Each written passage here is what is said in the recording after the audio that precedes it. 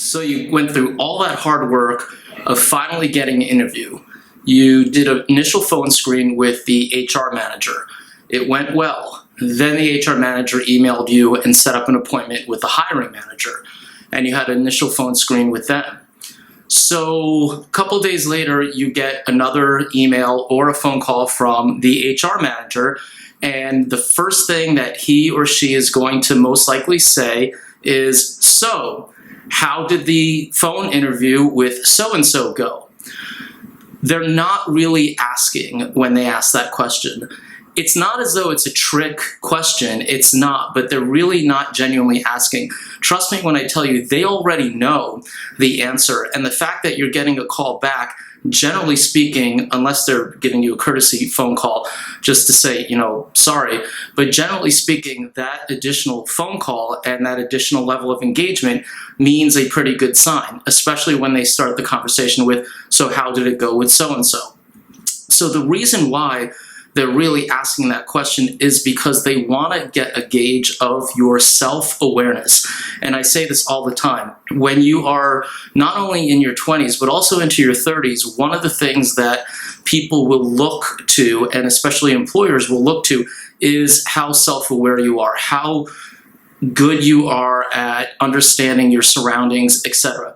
So trust me, I've done this lots of times where I've had a position that reports to me, and I interview that person, whether it be actually in person or a phone screen. And what happens next is within the next hour to 12 hours, I'm going to reach out to the HR person anyway and let them know what I thought. So they already communicated in one way, shape, or form. The HR manager really wants to get a feel for how aware you are, how well suited you are in terms of understanding.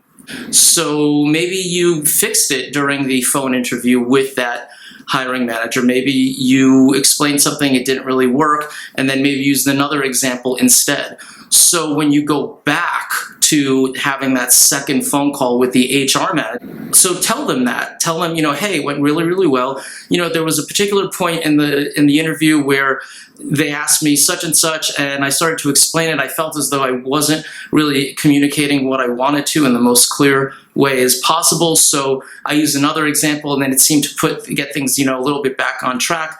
And, we finished off with, talking about such and such and that sort of thing. And again, you don't bog down the HR manager with details. Just give them the flavor of what sort of went on during that, particular interview with the hiring manager. And when you do that, the HR manager, as well as the hiring manager, because that information is most likely going to also go back to them, it's going to really show a wonderful quality about you and a wonderful characteristic about you that all employers are looking for. Again, self-awareness, being aware of your surroundings, perception, maturity, all of these things are an invaluable skill that employers can't necessarily teach you, but they need to gauge. Of course, this develops throughout time, but they really can't teach you that, so they're looking for that in you to the extent possible and to the extent in which it would make sense. So now when you get that second phone call and the HR manager asks, "So, how did the interview with so-and-so go?" Now you really know why they're asking that question and what they're truly asking. And this will just make you a lot more competitive, and it will give you a much better shot. So send me your comments and questions, and each week you'll get a chance to win a copy of my book. And I'll answer your comments and questions during the QA video for that week.